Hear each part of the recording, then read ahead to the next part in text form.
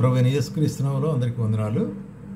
మరి ఈ దినం కూడా మనం దేవుని వాక్య భాగం నుంచి ఒక 2 వచనాలు ధ్యానించుకుందాము.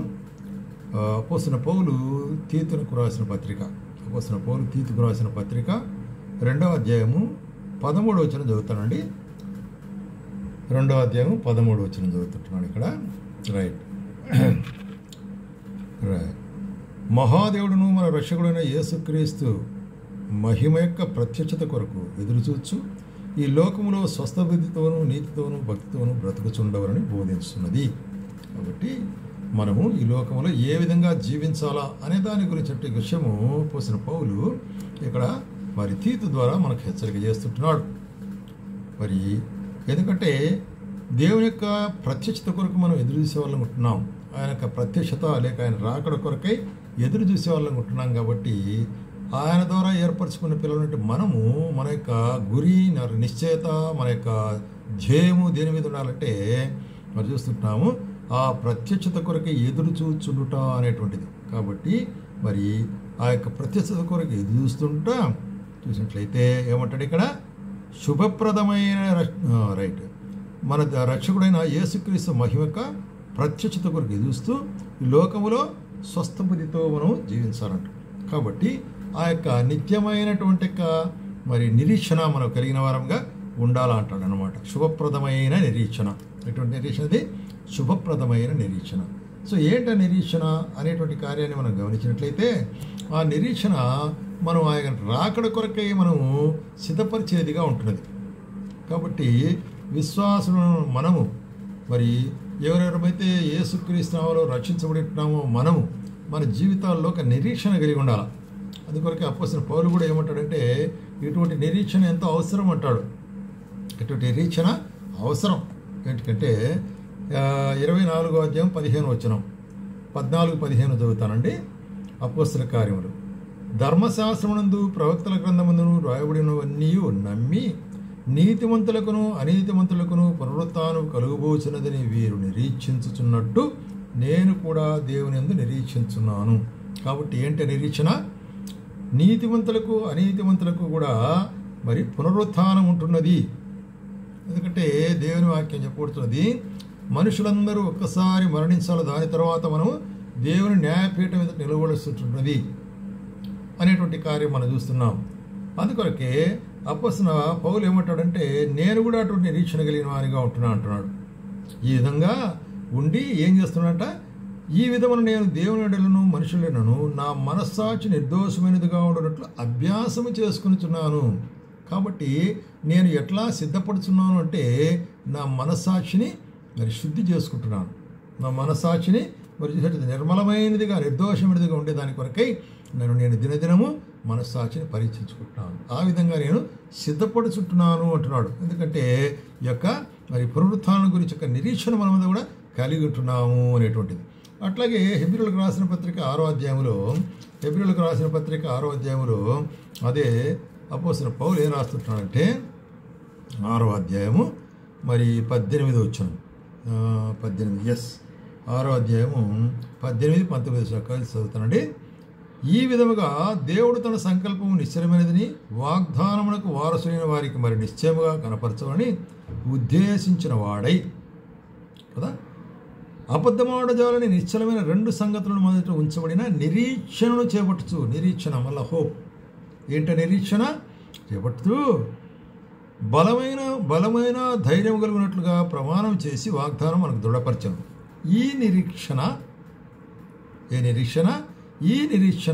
నిశ్చలమును స్థిరమునై మన ఆత్మకు లంగరు వలె ఉండి తెర లోపల ప్రవేశించారు. కాబట్టి ఈ యొక్క నిరీక్షణ ఏంటి? నిరీక్షణ ఎప్పుడైతే వాగ్దానం చేసిన వాడు మరి నమ్మకమైన వాడు, ఆయన తిరిగి వస్తాడు.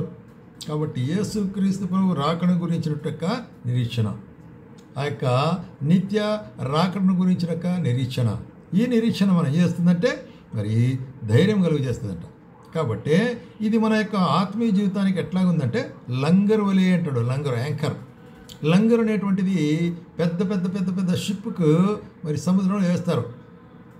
అది ఎక్కడైనా నిలబెట్టాలంటే అక్కడ సముద్రం మధ్యలోనో మరి ఎక్కడో చోట అక్కడ 4 పక్కల 4 బలమైనటువంటి హెవీగా ఉండేటువంటి యాంకర్ షేప్లో ఉండేటువంటిది వేస్తారు. అప్పుడు ఆ ఓడ కదలకుండా ఉంటుంది. అట్లాగే మన యొక్క జీవితంలో కూడా ఆత్మీయ జీవితంలో మన యొక్క ఆత్మీయ జీవితం కదలకుండా ఉండాలంటే లంగర్ అవసరము. కాబట్టి నిరీక్షణ మనకు ఎట్లా ఉందంటాడు, లంగర్ వలే ఉంటుంది అంటాడు. కాబట్టి ఇటువంటి నిరీక్షణ. అట్లాగే మనం చూస్తుంటున్నాము పేతురు రాసిన మొదటి పత్రిక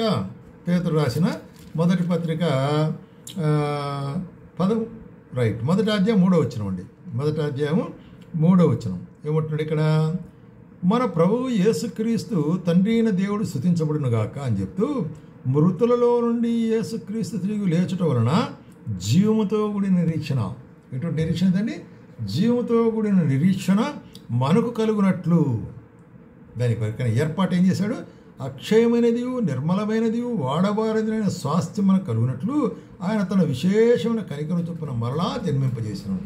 కాబట్టి ఆయన వాళ్ళని మరలా జన్మింపజేసినటువంటి యొక్క ఉద్దేశము, ఆ యొక్క తీర్మానం ఏంటంటే మరి ఒక జీవంతో కూడా నిరీక్షణ కలిగించే దాని కొరకే. ఆయన రాకడ కొరకైన నిరీక్షణ ఎటువంటిది? అది జీవంతో కూడా నిరీక్షణ. అది వృధాయన నిరీక్షణ కాదు, అది వ్యర్థమైన నిరీక్షణ కాదు, జీవం లేని మృతమైన నిరీక్షణ కాదు అది. కాబట్టి ఆయన జీవంతో కూడిన నిరీక్షణ మనకు కలుగునట్లు అక్షయమును నిర్మలమైన వాడబారని స్వాస్థ్యం మన కొరకు ఉంటున్నది. ఆ స్వాస్థ్యం కొరకై ఆయన మన కొరకు వస్తుంటున్నాడు అనే కార్యాన్ని మనం ఇక్కడ చూస్తున్నాం.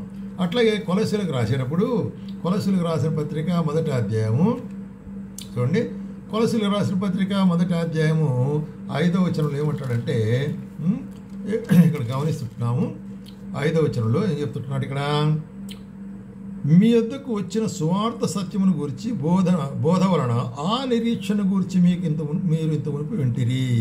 కాబట్టి సువార్త యొక్క సత్యము ద్వారా ఈ నిరీక్షణ మనకు బయలుపరచబడినది. ఏమిటి? పరలోకమందు మీ కొరకు ఉంచబడిన నిరీక్షను బట్టి క్రీస్తు యేసునందు మీకు కలిగిన విశ్వాసమును గురించి.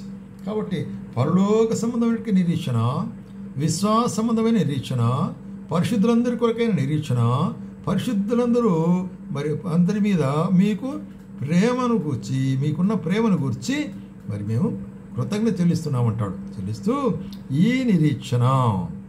కాబట్టి ఏంటి నిరీక్షణ? మరి ఆ యొక్క ఎటర్నల్ హోప్, ఆ నిత్య నిరీక్షణ అనేటువంటిది అది మారనిదిగా ఉంటుంది. కాబట్టి యేసుక్రీస్తు ప్రభువు దినం వస్తాడు అనేటువంటి నిరీక్షణ. కాబట్టి ఈ నిరీక్షణ లేని వారైతే మనం కేవలం ఈ యొక్క లోకము కొరకయే, ఈ లోకము కొరకై మనం క్రైస్తవులం అయితే మనం ఎంతో దౌర్భాగ్యం అంటాడు. దౌర్భాగ్యం అంటాడు అపోస్తలుడు పౌలు కొరింథీయులకు రాసేటప్పుడు. కాబట్టి మన నిరీక్షణ ఏంటి? యేసుక్రీస్తు ప్రభు మన కొరకై మరణించినాడు, భూస్థాపన చేసినాడు, తిరిగి లేచినాడు. జీవం కలిగిన నిరీక్షణ కొరకై లేచి ఉంటున్నాడు. కాబట్టి ఆయనలో మనం విశ్వాసించిన మనము కూడా మన యొక్క పాపల కొరకై మనము ఆ యొక్క బాప్తిసములో పాలు పొందినప్పుడు ఆయనలో మరణించి ఉంటున్నాము. ఆయన తిరిగి లేచినాడు కనుక నూతన జీవం పొందిన వారు మనం లేచి ఉంటున్నాం. ఇది నిరీక్షణ, ఈ సుఖమైన నిరీక్షణ. అందుకొరకే చూడండి రోమీయులకు రాసేటప్పుడు కూడా 15వ అధ్యాయం 4వ వచనంలో పోసిన పౌలు ఏమంటాడంటే, ఏలైనగా ఓర్పు వలనను లేఖన వలన ఆదరణ వలన మనకు నిరీక్షణ కలుగునట్లు పూర్వమందు వ్రాయబడినవన్నీ మనకు బోధ కలుగు నిమిత్తం వ్రాయబడినవి. కాబట్టి పూర్వమందు ప్రవక్తల ద్వారా, న్యాయాధిపతుల ద్వారా మరి చూసినట్లయితే పాత నిబంధనలో వ్రాయబడినటువంటి మూల కారణములు లేక మూల ధర్మములు లేక మూల మరి కమాండ్మెంట్స్, ఆజ్ఞలు, ఇవన్నీ కూడా దేని కొరకు ఉంటున్నవి? మనకు నిరీక్షణ కలుగుటకై. కాబట్టి నిరీక్షణకై సపోర్ట్ చేస్తుంటాయి అన్నమాట. నిరీక్షణ కలుగుటకై మరి బోధ కలుగు నిమిత్తం అవి మనకు రాయబడి ఉంటున్నవి. కాబట్టి ప్రియమైన వాళ్ళారా, ఇటువంటి నిరీక్షణ కొరకై, అందుకొరకే ఇక్కడ ఏమంటున్నాడంటే మరి అపోస్తలుడు పౌలు రాసేటప్పుడు ఈ యొక్క శుభప్రదమైన నిరీక్షణ అనేటువంటి కార్యం. అట్లాగైతే మరి ఈ యొక్క నిరీక్షణను మనం కలిగిన వారమై ఏం ఎదురు చూస్తున్నాము? ఆయన యొక్క రాకడను ఎదురు చూస్తున్నాము. ఆయన యొక్క రాకడను మనం ఎదురు చూస్తున్నాం. ఆయన యొక్క రాకడను ఎదురు చూస్తున్నామంటే మరి దాని కొరకు ఏమై ఉండాలి? సిద్ధపాటు కలిగిన వాళ్ళని ఉండాలి. అందుకొరకే యేసుక్రీస్తు ప్రభువే చెప్తాడు, మీరు సిద్ధపాటుగా ఉండు అంటాడు. మత్తయి సువార్త 24వ అధ్యాయంలో సిద్ధపాటుగా ఉండాలి మీరు. కారణం ఏంటంటే మరి ఎప్పుడు వస్తాడో తెలియదు. కాబట్టి మరి ఆయన రాకడ కొరకై మరి మీరు సిద్ధపాటుగా ఉండాలా. 24:4 నుంచి కదా, యేసు వారితో ఎట్లను ఎవడును మిమ్మల్ని మోసపరచకుండా చూసుకునుడి, అనేకులు నా పేరట వచ్చి నేనే క్రీస్తుని పలుకుదురు. అయితే నేను క్రీస్తుని చెప్పి పలువురిని మోసం చేతురు అంటాడు. మరియు మీరు యుద్ధముల గురించి, యుద్ధ సమాచారాల గురించి మరి చూసినట్లయితే ఇవన్నీ కూడా మరి చూసినప్పుడు జరగవలసి ఉంటున్నది. అట్లాగే మరి భూకంపములు, కరువులు, జనం మీదికి జనము, రాజ్యం మీదికి రాజ్యము, ఇటువంటి కల్లోలమంతా ప్రపంచంలో ఏర్పడినప్పుడు అప్పుడు ఏం చేస్తారంట, జనులు మిమ్మల్ని శ్రమల పాలు చేసి చంపెదరు, నా నామనిత్యం సకల జనుల చేత ద్వేషించబడుదురు. ఏం జరుగుతుంది ఈ దినాల్లో? క్రైస్తవులను వారు ద్వేషిస్తున్నారు కదా, ద్వేషిస్తుంటున్నారు. మనం చూసినట్లయితే క్రైస్తవుల మీద దాడి చేస్తుంటున్నారు, సంఘాల మీద దాడి చేస్తుంటున్నారు, తిరుగుబాటు చేస్తుంటున్నారు, పట్టుకొని హింసిస్తున్నారు, చంపుతున్నారు కూడా చాలామందిని. ఇవన్నీ జరిగేటప్పుడు ఏమొస్తుందంట, యుద్ధములు, యుద్ధ సమాచారాలు. ఈ దినాల్లో మనం చూస్తున్నాం కదా, ఏం యుద్ధం? ఇస్రాయేల్ యుద్ధము, తర్వాత పాలస్తీనా యుద్ధము, తర్వాత ఇరాక్ యుద్ధము, ఇరాన్ యుద్ధము. మరి ఇవన్నీ కూడా కారణాలు ఏంటంటే ఆయన రాకడ కొరకైన కారణాలు. కాబట్టి ఇట్లా ఉండేటప్పుడు ఏం చెప్తారు, మీరు జాగ్రత్తగా ఉండు, గెట్ రెడీ అంటాడు కదా, మీరు జాగ్రత్తగా ఉండు అంటున్నాడు అనమాట. మీరు రెడీగా ఉండాలనేటువంటి కార్యం. కాబట్టి ఈ కార్యములు ఈ దినాల్లో జరుగుతుంది కాబట్టి మనం జాగ్రత్తగా ఉండవలసిన వారుగా, సిద్ధపాటుతో ఉండవలసిన వారుగా ఉంటున్నాం. అట్లాగే మరి మొదటి కొరింథీయులకు మొదటి అధ్యాయము 7-8 వచనాలు చూసినట్లయితే, మొదటి కొరింథీయులకు మొదటి అధ్యాయము 7-8 వచనాలు ఏమంటున్నాడు ఇక్కడ, మరి కనుక ఏ కృపావరం నందును లోపము లేక మీరు మన ప్రభువైన యేసుక్రీస్తు యొక్క ప్రత్యక్షత కొరకు ఎదురు చూస్తున్నారు. మన ప్రభువైన యేసుక్రీస్తు దినమందు నిరపరాధులై ఉండినట్లు అంతవరకు మీరు స్థిరముగా ఉండవాలి. కాబట్టి యేసుక్రీస్తు రాకడ కొరకే సిద్ధపరచాలనుకుంటున్నారు. మీరు నిరపరాధులుగా ఆయన సముఖంలో నిలబడాలంటే మీ యొక్క పిలుపులు స్థిరమైన వారుగా మీరు ఉండాలా అనేటువంటి కార్యాన్ని ఎక్కడైతే చూపిస్తున్నాడు అనమాట అపోస్తలుడు. కాబట్టి ప్రియమైన వారలారా, మనం ఒప్పుకునే దానికి, మనం నిరీక్షించడానికి, మన పిలుపుకు మనం తగినట్టుగా ఎట్లా ఉండాలా, ఆ యొక్క నిరీక్షణ కలిగిన వారమే మనం ఉండాలనేటువంటి అపోస్తలుడు పౌలు మనకు బయలుపరిచేటువంటి కార్యం ఉంటుంది. అట్లాగే మనం చూస్తున్నాము మొదటి తెస్సలోనికైలకు 5వ అధ్యాయం 23వ వచనములో ఈ యొక్క ఆయన యొక్క రాకడను గురించి కార్యము ఏం చెప్తున్నాడు ఇక్కడ, మొదటి తెస్సలోనికైలకు 5వ అధ్యాయము 23వ వచనం, సమాధానకర్తకు దేవుడే మిమ్మల్ని సంపూర్ణంగా పరిశుద్ధపరచబడునుగా కానీ మీ ఆత్మయు జీవమును శరీరము ప్రభు అయిన యేసుక్రీస్తు రాకడయందు నిందారహితముగాను సంపూర్ణముగాను ఉండునట్లు కాపాడబడునుగాక. కాబట్టి ఆయన రాకడలో ప్రాణ, ఆత్మ, శరీరం, ఆత్మ, జీవము, శరీరం కదా. మనిషి 3 విషయాలు ఉంటున్నాయి మనిషిలో. శరీరం ఉంటున్నది చూసినట్లయితే, మరి ఆత్మ ఉంటున్నది, జీవం ఉంటున్నది, శరీరము, ప్రాణము, ఆత్మ అట్లా కూడా చెప్పి. కాబట్టి సంపూర్ణంగా అట్లా ప్రాణాత్మ శరీరం అంటే సంపూర్ణమైన సిద్ధపాటు మీరు కలిగిన వారు ఉండాలి ఆయన రాకడ కొరకే అంటున్నాడు. కాబట్టి ప్రియమైన వాళ్ళారా, ఈ దినాల్లో అనేకులు మరి ఈ కార్యాన్ని గురించి హెచ్చరిస్తుంటున్నారు. ఏదోలే మన చుట్టూ జరుగుతున్నాయి కాబట్టి, ఏమో సమ్ ప్రొడిక్షన్స్లే కాబట్టి నిర్లక్ష్యం చెప్పొద్దండి. నిర్లక్ష్య పడితే లాభం లేదు, మోసపోతారు, మీరు నష్టపోతారు. కాబట్టి సిద్ధపాటు అవసరము ఆయన రాకడ కొరకై. ఇవన్నీ కూడా జరుగుతూ వస్తుంటున్నవి కాబట్టి ఖచ్చితంగా ఆయనకు రాకడ బహు సమీపముగా ఉంటుంది. గుర్తిరిగిన వారమై సిద్ధపాటుతో ఉండాలనే కార్యాన్ని ఇక్కడ చెప్తుంటున్నాను. అట్లాగే తిమోతికి రాసేటప్పుడు కూడా మొదటి తిమోతి పత్రిక మరి 6వ అధ్యాయం 14వ వచనం ఏమంటాడు, 6వ అధ్యాయం 14వ వచనములో చూడండి,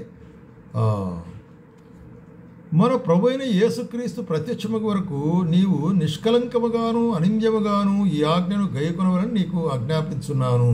కాబట్టి ఏ ఆజ్ఞను మీరు మరి సత్యమందు నివసించవలసిన వారు ఉంటున్నారు, మరి మీరు ఇచ్చిన సాక్ష్యమును కొరకై మరి ఎదురు చూడవలసిన వారు అంటున్నాడు. యేసుక్రీస్తు ప్రత్యక్షమగు వరకు నిష్కలంకముగాను అనింద్యముగాను ఈ ఆజ్ఞలు గైకొందరు. ఆయన వస్తాడు అనేటువంటి కార్యం, ఆయన వచ్చే వరకు అనింద్యులుగా మీరు ఉండాలంటాడు. కాబట్టి సిద్ధపాటుతో మీరు ఉండాలనేటువంటి కార్యాన్ని తిరిగి ఇక్కడ కూడా మనకు బయలుపరుస్తున్నాడు. అదేవిధంగా మనం చూసినట్లయితే ఇప్పుడు మనం చదివిన భాగము ఏం చూస్తున్నాము, తీతు మరి 2వ అధ్యాయం 13వ వచనంలో 2వ అధ్యాయం 13వ వచనం చూస్తున్నాం. ఇక్కడ చూసినట్లయితే మన శుభప్రదమైన నిరీక్షణ నిమిత్తము అనగా మహాదేవుడును మన రక్షకుడు యేసుక్రీస్తు మహిమ యొక్క ప్రత్యక్షత కొరకు ఎదురు చూచు స్వస్థ బుద్ధితో ఈ లోకంలో జీవించాం. కాబట్టి మన జీవితాన్ని మనం పరిశీలి చూసుకుందాం. ఏ విధంగా మనం జీవిస్తున్నాం. ఏదో ఈ లోకంలో మరి కార్యములు అన్నీ జరుగుతున్నాయి కదా, మామూలుగానే ఉంటున్నది కదా అని లోక పోకడల్లో, లోక వ్యాపారాల్లో, లోక సంభాషణలో, లోక అలవాట్లలో, లోక కార్యాల్లో మనం మునిగి తేలితే ఏమారిపోతాం. మనం మోసగించబడతాం. ప్రభు రాకడ సమీపంగా ఉంటుంది. ఆయన ఎప్పుడు వస్తాడో మనకు తెలియదు. కాబట్టి సిద్ధపాటుతో ఉండాలంట. సిద్ధపాటుతో మనం ఉండవలసిన వారు ఉంటున్నాం. కాబట్టి ఇక్కడ ఈ హెచ్చరికను మనకి ఇస్తున్నాడు. అందుకొరకే మరి యోహాను రాసేటప్పుడు కూడా మొదటి యోహాను పత్రిక 2వ అధ్యాయం 28వ వచనంలోకి మాట్లాడతాడు. కాబట్టి చిన్నపిల్లలారా, విశ్వాసం ఏమంటాడు? చిన్నపిల్లలారా, మీరు ఆయన ప్రత్యక్షమగినప్పుడు రాకడందు మనం ఆయన ఎదుట సిగ్గుపడనక్కరలేక ధైర్యం కలిగి ఉండినట్లు మీరు ఆయన యందు నిలిచి ఉండు. కాబట్టి ఆయన రాకడలో మనం వచ్చినప్పుడు ఆయన మనం సిగ్గుపడుతాం. మేము సిద్ధపాటు లేకపోతే సిగ్గుపాటు అయిపోతుంది కదా. అందుకొరకే చూస్తుంటాం మనం కదా. మరి యేసు ప్రభువు మరి ఒక ఉపమానం చెప్పినాడు. 10 మంది కన్యకలు కూడా దివిటీలు వెలిగించుకున్నారు, సిద్ధపాటుతో ఉంటున్నారు. అందరి దగ్గర నూనె ఉంటున్నది. అయితే 10 మంది కన్యకలు పెళ్లి కుమారుడు యేసుక్రీస్తు వస్తాడని ఎదురు చూస్తుంటున్నారు. యేసు ప్రభువు చెప్పిన ఉపమానం ఇది. ఎదురు చూస్తుంటున్నారు. మరి కొంచెం ఆలస్యమైంది. ఆలస్యమైనప్పుడు అందరూ కూడా పడుకొని నిద్రపోయినారు. నిద్రపోయి మరి మధ్యరాత్రిలో ఏమైపోయింది? ఇదిగో పెళ్లి కుమారుడు వస్తున్నాడు ఒక కేక వినిపించింది. వెంటనే లేచినారు. లేచి కళ్ళు ఉలుపుకొని చూస్తే 5 మంది దగ్గర మరి దివిటీలు మాత్రం వెలుగుతుంటున్నాయి. 5 మంది దివిటీలు ఆరిపోతున్నాయి. ఎందుకంటే దాంట్లో నూనె లేదు. అప్పుడు వీళ్ళు 5 మంది అయ్యా మీకు కొంచెం నీ నూనెలో నాకు కొంచెం వేయండి అంటే అని అడిగితే వాళ్ళు చెప్పారు, ఇది మీకు మాకు సరిపోదు కాబట్టి మీరు పోయి కొనుక్కొని రండి. అప్పుడు వాళ్ళు కొనేదానికి వెళ్ళినారు. పెళ్లి కుమారుడు వచ్చినాడు. వీళ్ళందరూ లోపలికి ప్రవేశించినారు. తలుపు వేయమని అంతే. ఒకసారి ఎంట్రన్స్. మళ్ళీ వాళ్ళు వచ్చి అయ్యా మేము కూడా మీ కొరకు ఎదురు చూసిన వాళ్ళం ఉంటుంటే మిమ్మల్ని ఎరుగని పోంటున్నాడు. ఎందుకంటే ఒకసారి మనం సిద్ధపాటు తప్పిపోతే సంపూర్ణంగా తగ్గిపోతాం, విడవబడే వాళ్ళం ఉంటున్నాం. కాబట్టి ప్రియమైన సోదరి మన జీవితాల్లో సిద్ధపాటు అవసరము.